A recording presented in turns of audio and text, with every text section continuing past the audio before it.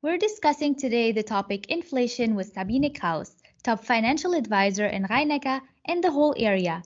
Sabine Krauß advises her customers in German and in English. Hello, Sabine, how are you? Good. Hi, Fabienne. Thank you for having me. Sabine, let's start by what is inflation? Yeah, I could Google and give you just an inflation definition, but I want to go a little bit deeper. But let me give you a short definition.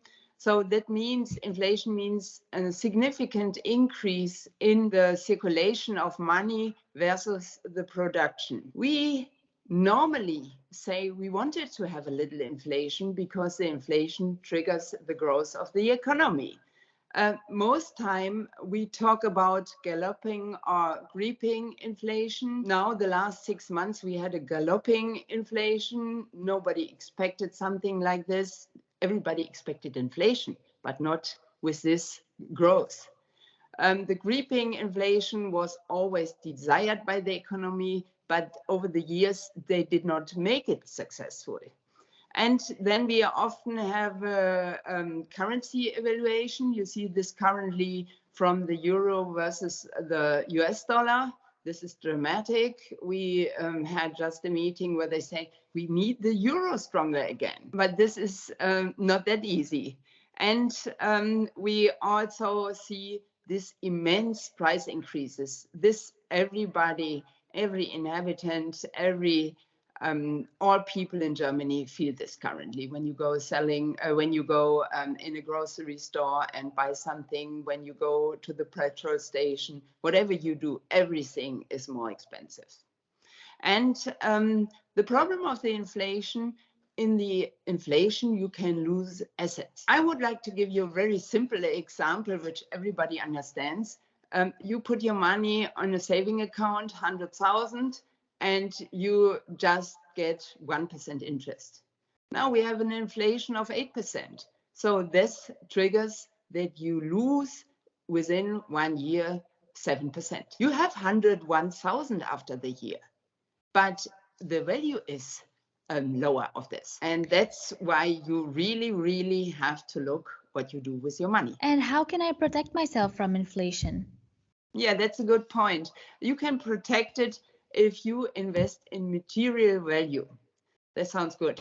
Material value is at the end real estate. It is shares. Now you say shares. Hey, the shares dropped during the last weeks immense. Now they come back a little bit, but yes, they drop because they depending on the economy as well.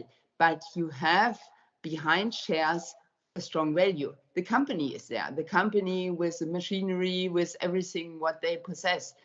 So there is a value. Crypto is also material value. You say it's risky. Yes, it is risky.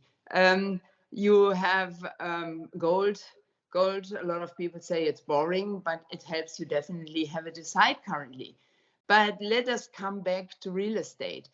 When you buy an object, then you have the value of the object. And the point, you should not only have a real estate, you have a real estate at the right location. So I always say location, location, location is the main point of investing in a real estate. So for instance, taking Munich as an example, I doubt that in Munich city, the prices will drop because we still have more requests than offer. And if this market rule is value, as long this is, the prices will not drop. We definitely will see during the next months some corrections in some locations. But you should see that you invest in the right locations. And why shouldn't you use these corrections for cheaper prices? Thank you. And what does inflation mean for my real estate object and my mortgage? Yes, I pointed it out in the last question. The real estate is an investment in material value.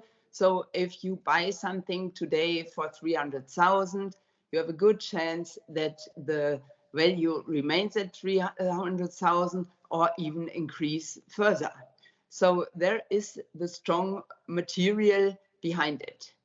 And what is the main advantage? The alternative for a real estate is going into a rented object.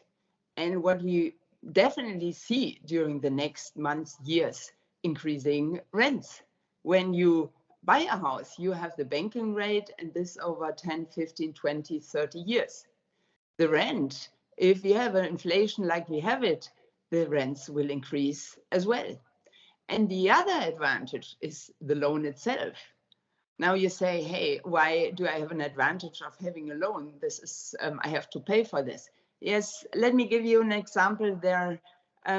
Take it easy. We take a loan of 100,000, and after a year, let's say you don't do any amortization, so it keeps 100,000.